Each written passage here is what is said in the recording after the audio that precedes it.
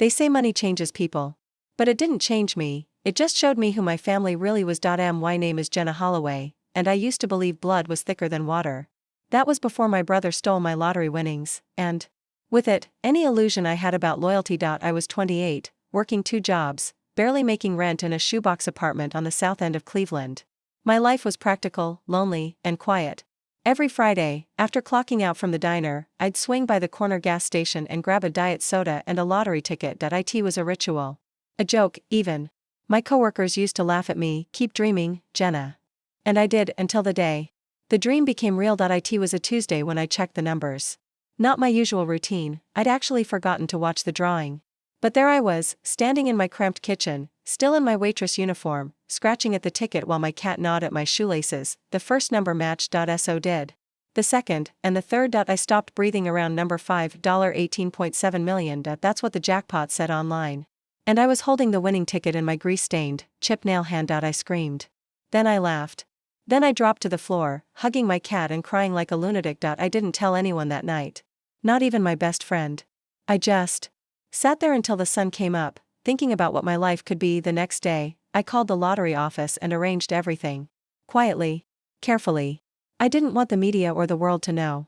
I chose the lump sum option, paid the taxes, and walked away with just under $11 million in a newly created trust under my name. I moved fast after that. I broke my lease, bought a modest home outside the city, something safe, not flashy. Hired a lawyer.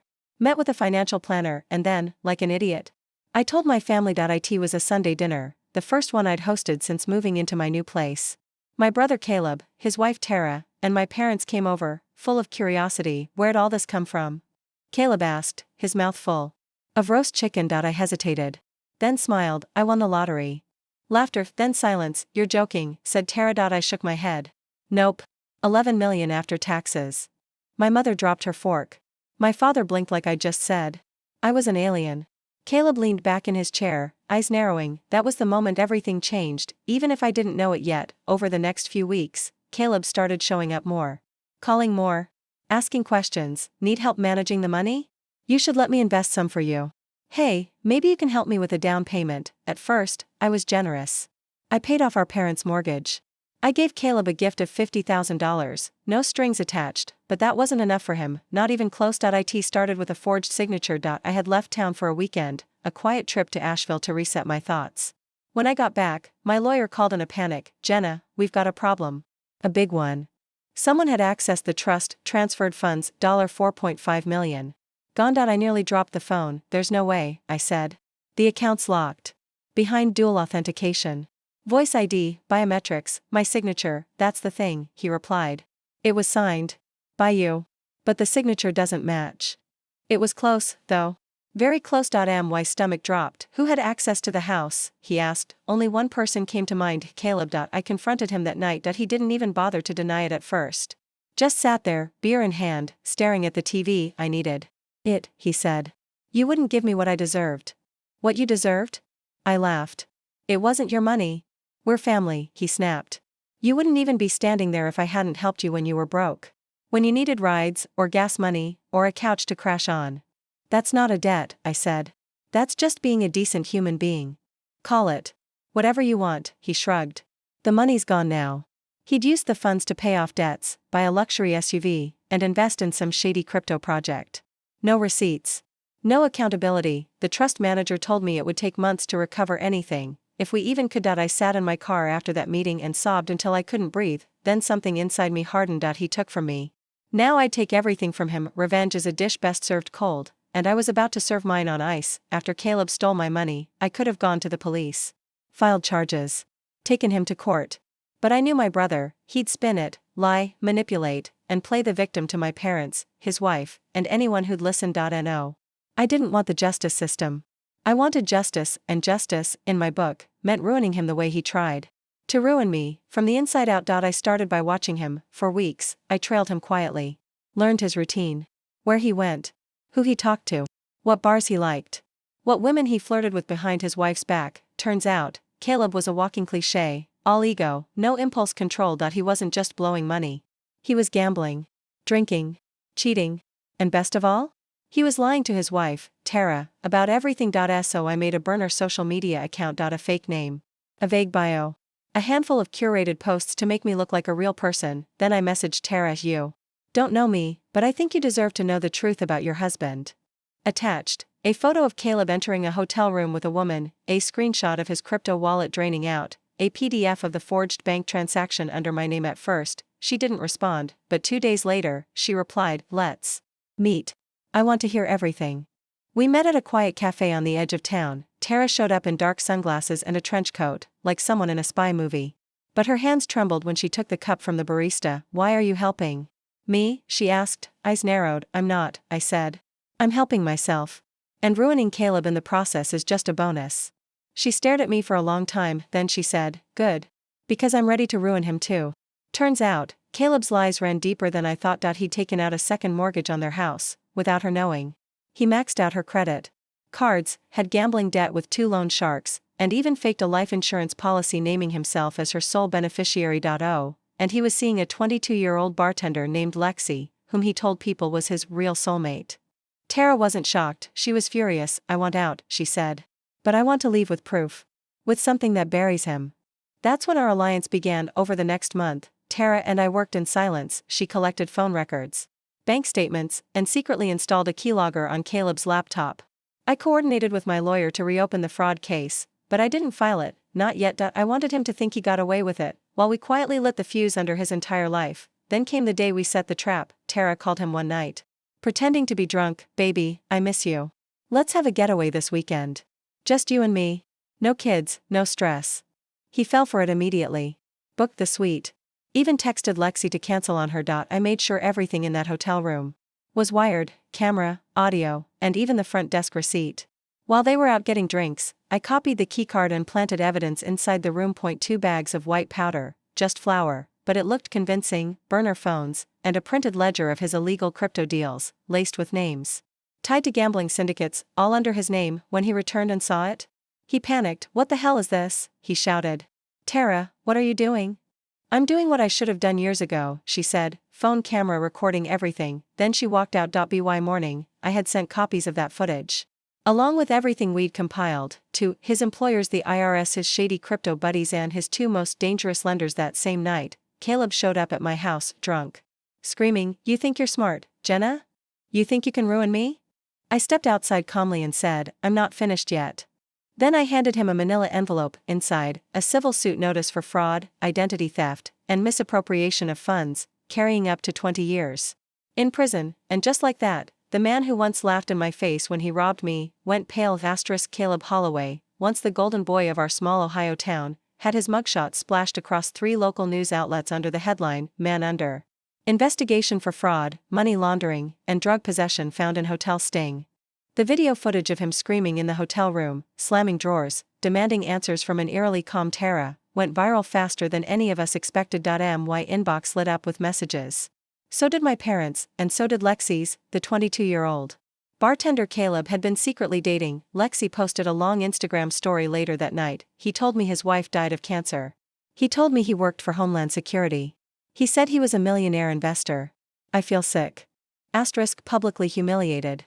Legally cornered. Personally exposed." Caleb was unraveling. The next week was chaos. He tried to play the victim card. Claimed the footage was edited.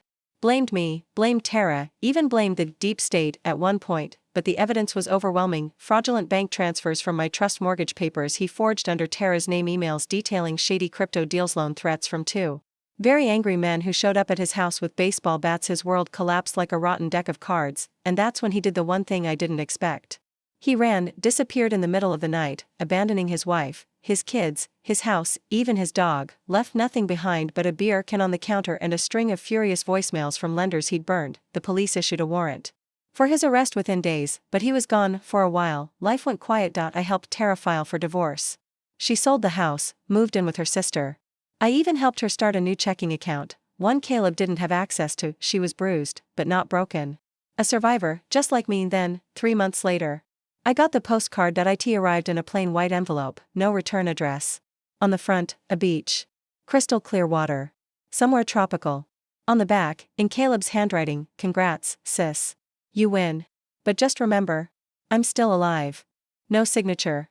Just those words. I froze. My heart didn't race.